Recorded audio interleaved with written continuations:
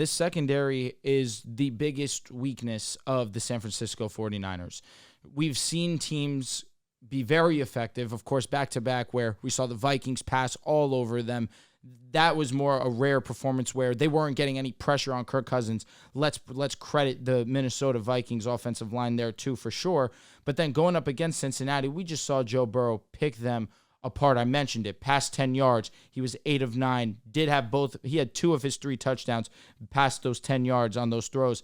So again, going up against higher level offenses, that's where you start to have your concerns. Now, I say that in the bigger picture where when we're talking about the NFC and we're talking about a team like the Philadelphia Eagles or of recently we've seen the Cowboys pass offense be great against the Chargers and now this past weekend against the Rams.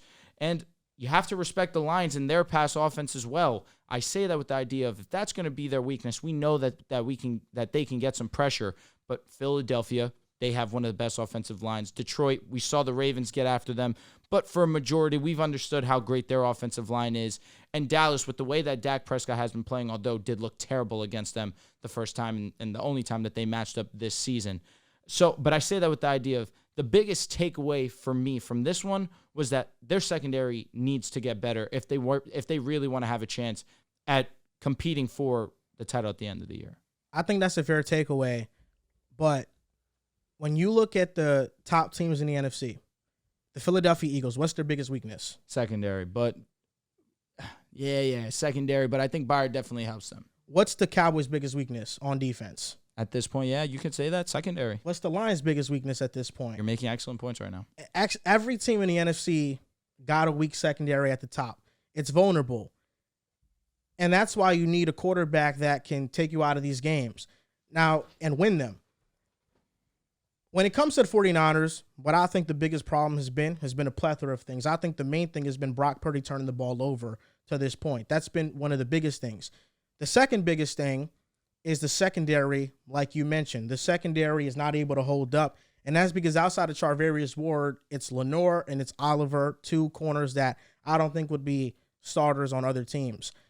And then it's the offensive line. Trent Williams is the only serviceable, really good lineman on that team. This is terrible. And then after that, everybody else isn't that good. They had a bottom 20 offensive line with Trent. Without Trent, it is still there, because he makes up for the left side, which is the most important side for the quarterback, the blind side. But when you're getting interior pressure, it's hard to play quarterback when you're facing that. The offensive line allowed 12 pressures. The Bengals defensive lineman had 22 total pressures because they were blitzing a lot. And Brock under pressure was 7 for 13, completed 54% of his passes, 111 yards, 1 touchdown, 1 interception. The defense, the last 3 games, the yardage, they've allowed a lot, 334, 452, 400. The teams have scored 19, 22, and 31 points. But that's the thing with the Niners is that they do have some weaknesses, but I can honestly say that I think their weaknesses are outside of the Eagles, a more of a strength than other teams because they're not paying their quarterback anything. Brock Purdy makes nothing. Brock Purdy, in one game, half of the NFL quarterbacks make more money than him in one game than he does the entire season. He's still rooming with somebody. That allows the Niners to build out this team and have a bunch of all-pro and Pro Bowlers. That's why they went out and they got Javon Hargrave in free agency. They traded for CMC. They're able to make these moves because they don't pay the quarterback much. With that being said, Kyle Shanahan can only do so much. He's not perfect. He has bad play designs. Nobody's perfect. But he is a offensive coordinator that has gotten the most out of quarterbacks before. Jimmy Garoppolo is the biggest case study. But even with C.J. Beathard and Nick Mullins, although they didn't play quarterback at a high level, they played above what their skill set is, in my opinion. And I think Brock Purdy, the first 5 weeks, he had a great start, and he got away with a lot of mistakes that didn't show up. And then these last couple of weeks, he's turning the ball over more. He's still top 5 in turnover-worthy play percentage, turnover-worthy plays. He's turning the ball over more, and that is starting to show up. And against the 49ers, when you're the quarterback, you just have to play mistake-free football and rely on that defense. Because if you give the opposing offenses more opportunities, they're going to score, especially when we're talking about the Bengals. That's why I said a couple weeks ago, the 49ers will only be judged by really one game this year. And it's going to be their biggest game of the season. Because with them, every single year, it's Super Bowl or bust. And when you get to that biggest game, you have to ask yourself, can my quarterback outperform the flaws that exist on the team? And if that answer is no, there might be a quarterback problem. Does this game get blamed on Brock Purdy? I don't think so. I don't think he deserves all the blame, because I think the first 5 weeks we saw Brock Purdy get too much credit, and I think these last 3, he's getting a little too much blame. But ultimately, with the 49ers, we are starting to arrive at the same checkpoint that we were at with Jimmy Garoppolo, and asking the question, can Brock Purdy elevate when everything around him isn't perfect? And I think we've arrived there. And that's why they traded up. They gave up all of those assets to get Trey Lance, right? They wanted someone that can elevate when things aren't going right, whether it's offensive line issues, receivers going down, you're not getting a call, whatever it might be. There's a reason why they made that move all the way up to number 3, gave up all those first-round picks that people look back at and laugh at. And it's kind of the process results thing again, where I think the process was right. You know, you have Kyle Shanahan, you have this great offensive mind, and you have Trey Lance, who has all of the tools. You kind of just have to refine him and to make him into this quarterback. Obviously didn't work out for Trey Lance. They hit a home run with Brock Purdy. But it can't be overlooked that, you know, we talk about Brock Purdy a ton, but him and Jimmy Garoppolo, you see the similarities just in terms of when things are right, they could play at a really high level. But when things aren't going right, you know, is he going to be able to step up and go toe-to-toe with Joe Burrow and, you know, Patrick Mahomes if they meet up in the Super Bowl, or Jalen Hurts in the NFC Championship game? And that's really the only question I think that's left with Brock Purdy. I mean, I know he's going to win a ton of regular season games. These last 2 games, I still think for the majority of both of these games, like 90 to 95% of the time, he's looked really good. He's been the Brock Purdy we've seen the first, 10, 12 starts, where he's throwing a lot of touchdowns, limiting the turnovers, but he's just had multiple plays in both of those games in some critical situations that ended up losing them those games. So the original topic was kind of what's the problem for the 49ers, and it feels like each game was a different issue, right? That Vikings game, of course, the Brock Purdy interceptions, but I'm looking at a Niners defense, and I'm saying the Vikings don't have Justin Jefferson. They've not been able to run the ball at all. How are you laying up over 400 passing yards to this team? The Browns games that's a great defense. You're on the road in the rain. Your kicker has a chance to win the game. You probably still should win it. And Brock even had some turnover-worthy plays that weren't capitalized in that game too. But this Bengals game, I have to give credit to the Bengals. Like, Joe Burrow was just amazing. Like we said, 28 of 32. If a quarterback's completing nearly 90% of their passes, they're having over 300 total yards, multiple touchdowns, and you have 3 turnovers, it's going to be hard to win that game, regardless of if you're Brock Purdy or Patrick Mahomes. Like, the fact of the matter is the defense really did not show up. Even if Brock didn't have the turnovers or the multiple interceptions, I still don't know if the Niners win that game. That's how great the Bengals looked on offense, where it felt like every single drive they were able to move the ball. But the Niners offense still looked good yesterday. I mean, they averaged over 8 yards a play. The league leader right now, I think, is the Dolphins at like 7.2. So they were able to get chunk plays. They were able to move the ball down the field. But as I mentioned in the opening Bengals topic, the Bengals just locked up when it mattered. They locked up in the red zone. They forced an interception in the red zone, or it was a very strange interception. The guy's like right next to Purdy. It goes right to him. Yeah, I mean, some things like that where the Bengals stepped up. The Niners had some costly interceptions. And when you're going up against a team that's that great with Joe Burrow playing like this, those little mistakes are going to lose you the game. Dehls, I feel like you gave him a bit of a pass. I think Purdy could have won that game. I truly believe Brock Purdy was in a position where he could have won that game. I know you mentioned that the Niners defense was pretty much getting shredded. They've been getting shredded for some time now. Vikings, they shred them. They didn't score a lot, but they were shredding them up.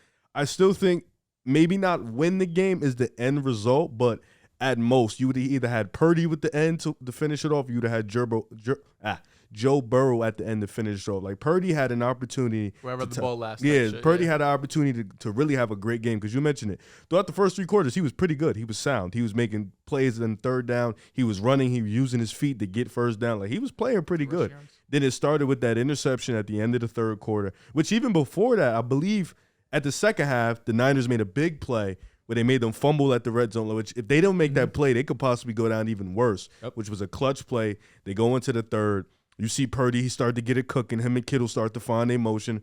Then he throws that back-breaking interception. And it feels like with Purdy, when he makes one bad mistake, he can't recover from it. Like after he makes one mistake, like you notice how if Hurts or Tua, I use the example because he's pretty great at it. When they make one mistake, It's Michael Jordan. they come right back down and they score, or they know how to.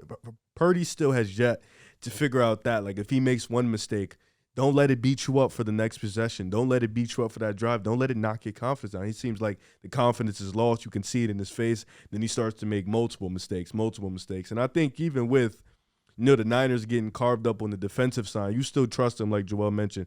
You still trust him to get a key stop late in the game or get a key turnover late, or Bosa gets a sack on a 3rd and 5, or Fred Warner makes a tackle for low. Like you still trust some stars to be stars. Brock Purdy had an opportunity to win that game, and I can't sit here and give him any leeway because I feel like that game he was having a great game towards the end of the third.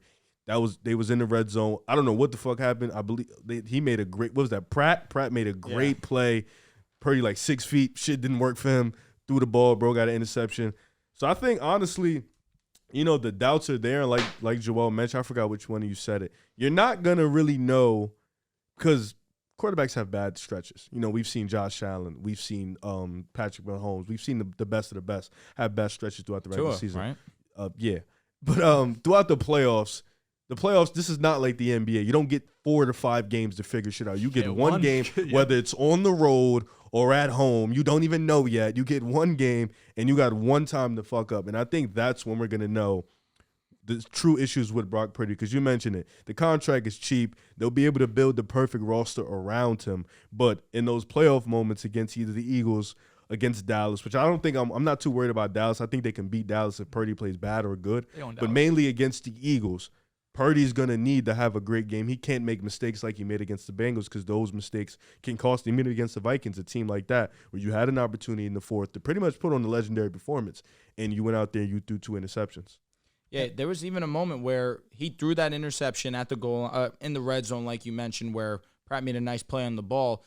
They forced the Bengals to punt the ball there. So we're giving the game is back in. We're giving slack. And he threw a pick. And then the very next play that they get the ball, he throws an interception, basically right in the red zone. They needed one play, they scored a touchdown. So you're right, Riv. There was definitely opportunities for Brock that he could have capitalized, where the defense was getting gashed almost what seemed all game.